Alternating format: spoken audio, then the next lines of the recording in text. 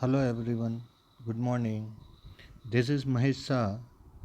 Welcome to my YouTube channel. This is Standard 10 Social Science Chapter 2 Part 2.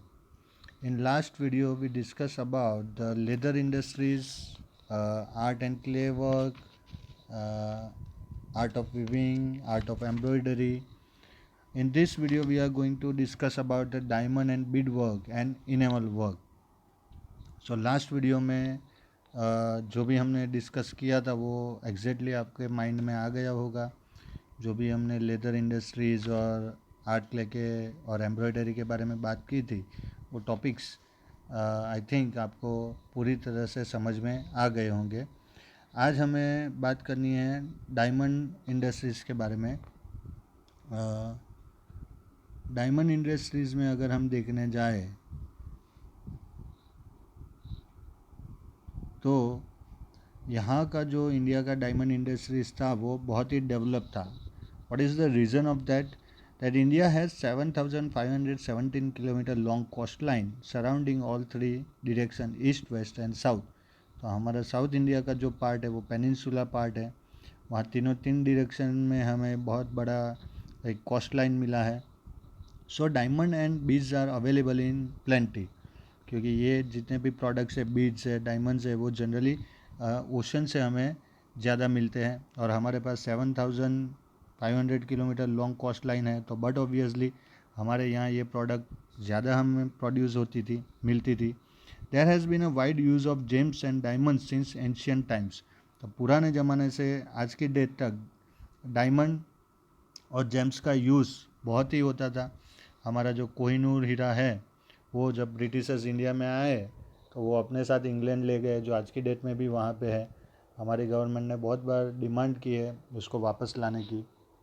So that is the prestigious diamond. अब ये picture जो आप देख रहे हो ये है, इस तरह से हम लोग यहाँ पे हमारे यहाँ पे डायमंड और बीड्स को ढूंढते थे।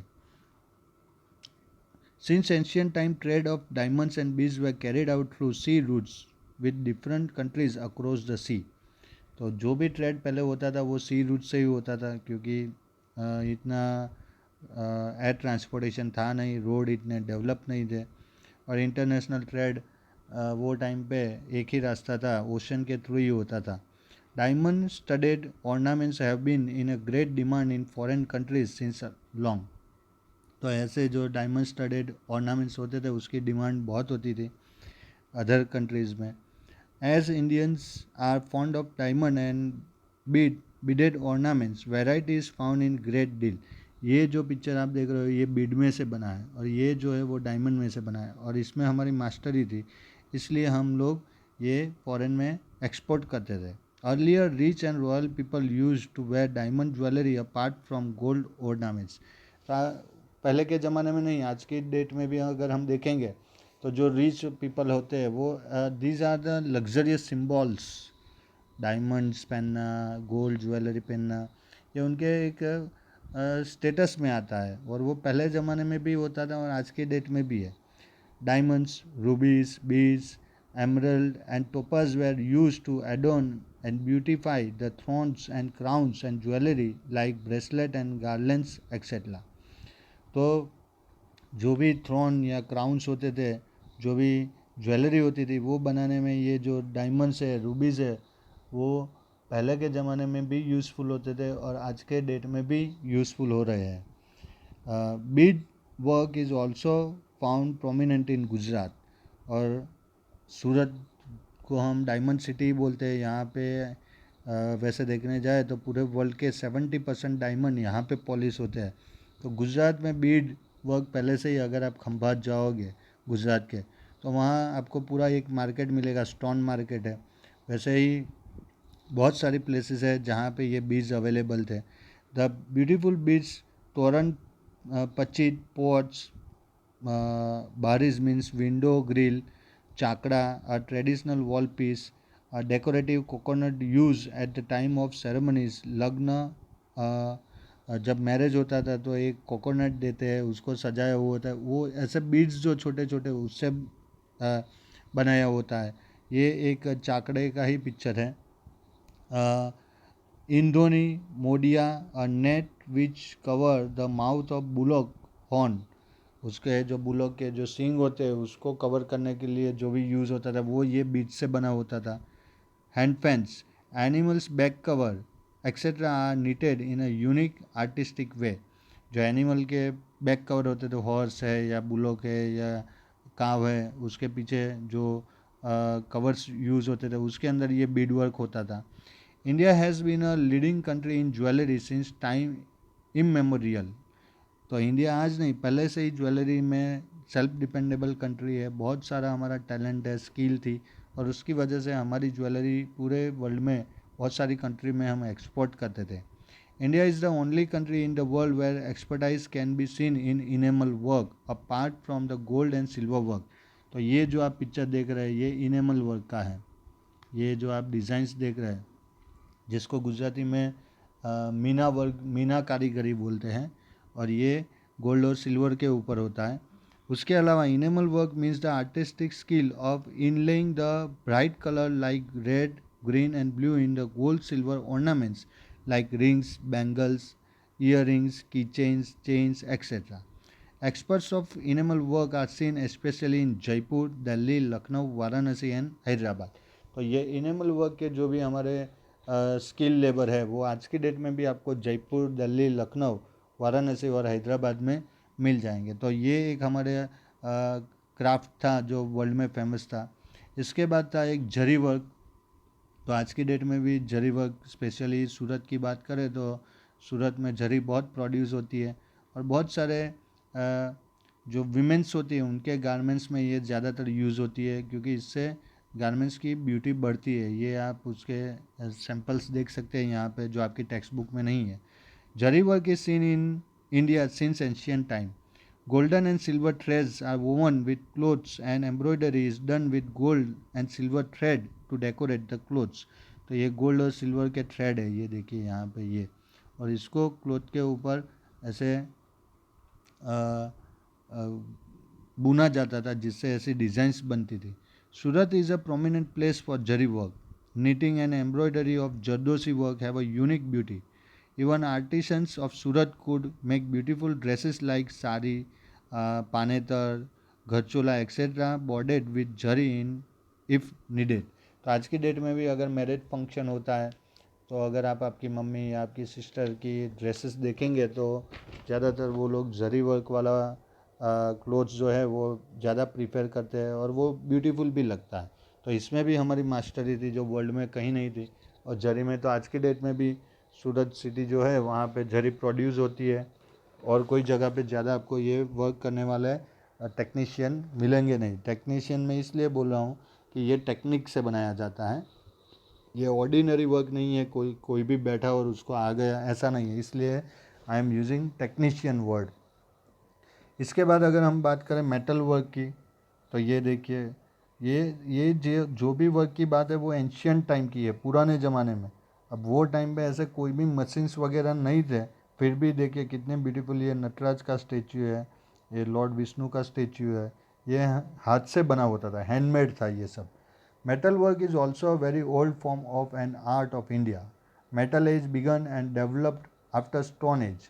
The artisans of Lothal made different weapons like sickle, drill and needles etc. with copper and bronze, क्योंकि कॉपर ही ऐसी पहली मेटल थी जो हमने डिस्कवर की थी. Moreover, they prepared utensil, idols and pots. Arms and ammunitions for war were made up of metal. Gold and silver were used for making ornaments. Copper, brass and bronze were used to make utensils and idols, whereas iron was use to make instruments and weapons. तो अब stainless steel आ गया है. Otherwise पहले के ज़माने के अगर आप आपके घर पे भी वेसल्स को देखोगे तो वो ब्रॉन्ज या तो कॉपर से बने हैं. आज के डेट में भी हम जब कोई भगवान की पूजा करते हैं तो जो भी हम वेसल्स या जो भी यूज़ करते हैं वो कॉपर और ब्रॉन्ज से बने होते हैं, और जो बहुत पैसे वाले लोग होते हैं वो गोल्ड और सिल्वर के यूज़ करते हैं. तो मेटल में से ये कैसे बनाना है वो आर्ट भी हमारे यहाँ बहुत डेवलप था. और वुडन आर्ट भी, ये देखिए ये सब हाथ से बना हुआ है. आज की डेट में अगर आप देखने जाओगे तो ये सब मशीन से बनता है, पर एंशियन इंडिया में इतनी टेक्नोलॉजी थी, इतना स्किल था कि ये सब हम हाथ से बनाते थे। आप इसको जूम करके देखोगे तो आपको इसकी बारीकाई का पता चलेगा। Men, trees and forest are closely associated with each other. Initially, wood was used as a firewood. Later on for making weapons, construction of building and other construction work. Gradually, wood was used for different purposes like for making idols, toys for children, wooden pillars, windows and doors, small huts or top of the terrace, thrones, chairs and grills. तो आज की date में भी wooden chair, wooden table, आपकी school में जो desk होती है वो भी वुड में से बनी होती है। ये सब आर्ट हमारे यहाँ डेवलप्ड हुआ। In this way wood carving was developed. Wooden furniture like swings and toys, swings यानी झूला, और toys of Idar and Sankheda in Gujarat are well known. तो आज के डेट में भी अगर आप नॉर्थ गुजरात में जाओगे तो वहाँ पे ईडर और संखेड़ा जो प्लेसेस हैं, वहाँ के जो वुडन फर्नीचर है और टॉयज़ है वो पूरे वर्ल्ड में फेमस है। तो वुडन आर्ट, वुड कार्विंग में भी हमारी मास्टरी थी। इसके बाद आता है इनले वर्क, जिसको गुजराती में बोला जाता है जड़तर वर्क, जड़तर काम। और ये बहुत ही बारीकाई वाला काम है, इसके लिए बहुत ही मास्टरी चाहिए, और this is one of the ancient art of our country. तो inlay work is considered to be very ancient art of India. Indian kings, emperor, rulers and royal people of that time used to wear ornaments as necklace, bracelet, crown, rings, nose rings, dumni means tico, etc. were studded with precious gems like diamond, pearl, rubies, etc. उसको यहाँ पे बिठाना होता है। आप यहाँ पे देख सकते हो दोनों पिक्चर में ये कैसे वर्क होता है। इनले उसका पिक्चर है और ये कंप्लीट वर्क है। तो ये पिक्चर में डायमंड और गोल्ड और सिल्वर जो होते हैं उसके बीड्स उसको यहाँ पे स्टिक किया जाता है।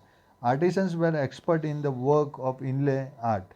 आज की डेट में भी अगर आप जाओगे तो Bikaner area of Rajasthan is more popular for inlay ornaments. तो बीकानेर आप राजस्थान जाओ तो वहाँ पे आपको ये वर्क वाले बहुत सारे लेबर और आर्टिसन मिल जाएंगे। इसके बाद आता है अकीक वर्क। इसमें ये स्टोन्स जो होते हैं उसको यूज़ किया जाता है। ये वाले देखिए, आप यहाँ पे देख सकते हैं, ये सब अकीक के स्टोन है। Akik is a kind of precious stones specially found in valley areas of the river. It is chiefly chalcedonic. It means chalcedonic means अगर हम उसको बोले तो जो एक कलर होता है कार्नेलियन भी जिसको बोल सकते हैं, मिक्स्ड विथ सिलिका, ब्लू और वाइट स्टोन, जो एक्चुअली में कुछ इस तरह के कलर होता है जिसमें शाइनिंग भी होती है और हाफ ट्रांसपेरेंट वो होता है, और स्लाइडली वो ब्राउन से थोड़ा अलग कलर का होता है, और उसको सिलिका के साथ ये कैल्सोडेनिक है जो वाइट कलर का एक स्टोन होता है जिसको अकीक के नाम से जाना जाता है, और वो सिलिका के साथ में मिक्स होता है और उससे आर्ट वर्क होता है। Carnelian is main stone with semi transparent quality and beautiful red in colour. Red तो नहीं होता है पर रेड जैसा होता है ये एक्चुअली में, जो गुजराती में उसका नाम कुछ अलग ही है, रातो कलर ऐसा कुछ उसको बोलते हैं। In Gujarat various precious stones are available in big and small size of Ranpur and Surat. All these stones are sent to Khambat to mold into various beautiful ornaments with various designs. Beads and garlands of stones are prepared by them. तो आज की date में भी अगर आप सूरत या खंभात जाओगे तो आपको ये एक्टिविटी देखने को मिलेगी। बहुत सारे जो गर्ल्स और फीमेल्स होते हैं उनकी जो ऑर्नामेंट्स होते हैं उसमें ये यूज़ होते हैं, ये जो स्टोन्स होते हैं जो अकीक वर्क जिसको बोलते हैं। उसके बाद ये तो हमारा हैंडीक्राफ्ट का था। अब आर्ट में भी हम बहुत आगे थे, जिसमें अगर आप ड्राइंग देख लो, पेंटिंग, तो एंशियंट टाइम से अगर आप पेंटिंग की बात करो तो जब लैंग्वेज डिस्कवर नहीं हुई थी तब हमारे यहाँ पेंटिंग होता था। उसका बेस्ट एग्जांपल अगर आपको देखना है तो आप अजंता इलोरा की केव देख लो, वहाँ पे बहुत सारे पेंटिंग है। ये एक एंशियंट पेंटिंग का पिक्चर है आपकी स्क्रीन के ऊपर। Of all the art, painting is the foremost one. Painting is an art which can be expressed through lines and colors. The aim of this art is to express emotions by imitating the animate and inanimate object of nature through lines and colors. We have evidence of Indian art of painting from the remains of 5000 years old Harappa culture. Various models of painting have been found out many times by the archaeological department during excavation work. We have traces of the pictures of animal and birds in the cave painting of primitive men of Stone Age at Bhimbetka cave in Madhya Pradesh. People used to draw uh, geometrical designs and sketches. Elephant, rhinoceros, deer are notable among them. Ajanta Ellora cave are incomparable specimens of such paintings, drawing the sketches of swastik, pitcher, Ganesha at the time of festival and celebration is an old tradition of India. Rangoli making is also a very old tradition in some of the regions of India. तो दिवाली के time पे अगर आप देखते हो कि हमारे घर के बाहर हम रंगोली डिज़ाइन करते हैं तो ये आर्ट है, ये पेंटिंग आर्ट है और वो एंशियंट टाइम से हम हमारी जनरेशन टू जनरेशन हमने इसको शिफ्ट किया। अब आप ये जो पिक्चर देख रहे हो वो पद्म पानी का पिक्चर है, अजंता केव में ये आपको मिलेगा और ये ओरिजिनल पिक्चर है। आप देखिए कि उसमें किस तरह से वर्क हुआ है, पूरा एक तो स्केच करना फिर उसके अंदर कलर्स फिल करना, वो भी 5000 ईयर्स पहले। तो हम सोच सकते हैं कि कितनी हमारे यहाँ डेवलपमेंट थी, कितने हमारे यहाँ स्किल थी, कितना आर्ट था, वो हमें पेंटिंग से पता चलता है। ऐसे बहुत सारे आप जगह पे जाके देखोगे तो हमारे पेंटिंग्स आपको दिखेंगे जिसमें एक यूनिक स्टाइल आपको दिखेगा और वो दिखाता है कि हमारे जो पुराने लोग थे, हमारे इंस्ट्रक्टर थे, वो कितने टैलेंटेड थे। अब आर्ट में ही नहीं, म्यूज़िक में भी हम काफ़ी आगे थे। तो ये है म्यूज़िक के बारे में डिटेल। ये सब इंस्ट्रूमेंट म्यूज़िक के अगर आप ध्यान से देखोगे तो आपको पता चल जाएगा। And this is goddess Saraswati who creates all the music, these are sitar. और म्यूज़िक में हमारा क्या इन्वॉल्वमेंट है वो भी एक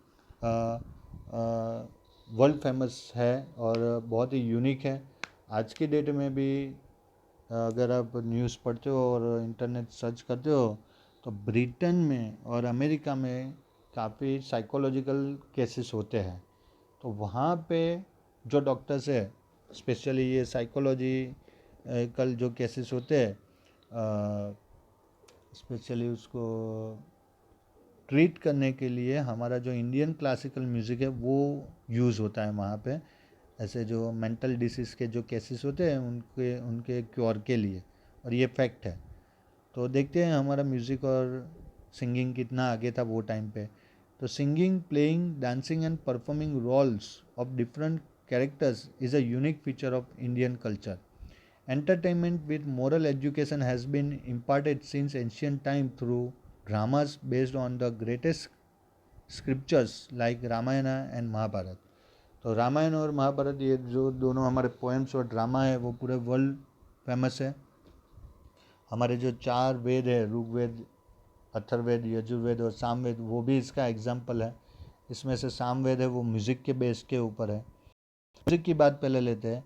Indian music is a unique in the world from the point of view of tune, rhythm and harmony, and so it is different from the music of other countries of the world. Samved, one out of the 4 Vedas, is considered to be associated with music. Richas of Samved and sung with tune and rhythm of music. Music involves both singing and playing. Sa, re, ga, ma, pa, da, ni are the 7 vowels of music, जिसको सप्तसुर बोलते हैं। जो भी हमारा music create हुआ है वो ये 7 सुरों से हुआ है, सा, रे, गा, मा, पा, दा, नी। Indian music can be divided mainly into 2 parts, classical music and folk music. We have 5 rags in classical music. Shri, दीपक, यहाँ पे मैंने मेंशन किया है, ये 5 राग्स हैं हमारे क्लासिकल म्यूजिक के, श्री, दीपक, इंडोल, मेघ and Bhairavi. It is believed that all these rags naturally come out of the panchmukh of lord Shiv, ये भगवान शिव हैं उनके मुख से, यानी उन्होंने खुद ये 5 राग बनाए हैं, गाए हैं. In ancient India, many texts were written on music, out of which the introduction of 3 संगीत मकरन, संगीत रत्नाकर एंड संगीत पारिजात, ये 3 जो हमारे ग्रंथ हैं म्यूज़िक के, जिसके अंदर पूरी डिटेल्स है. तो संगीत मकरन में क्या है? A music scholar Narad who had written Sangeet Makarand in about 900 BC.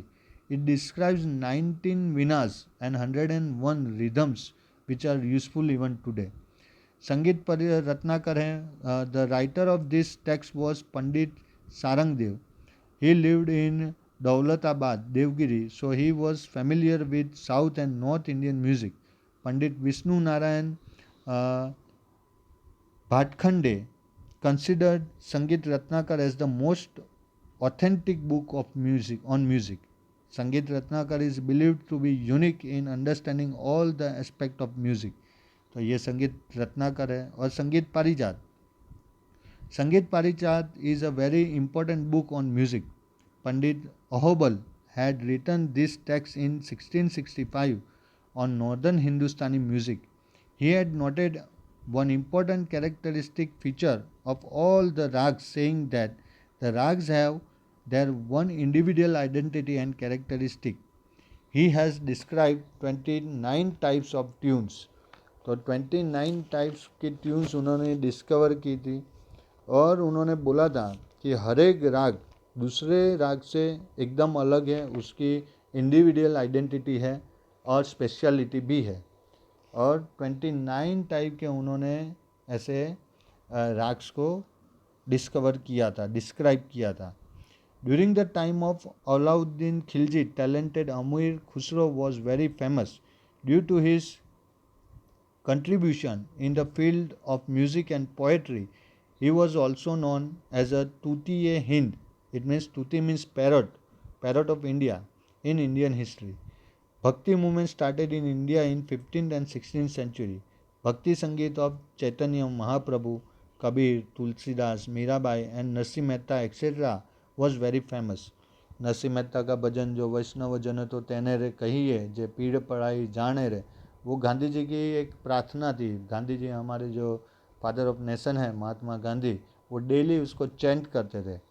The disciple of Swami Haridas, Baiju Bawra, Baijnath, Tansen and duet girl Tana Riri are considered as rare jewel of music of 15th century.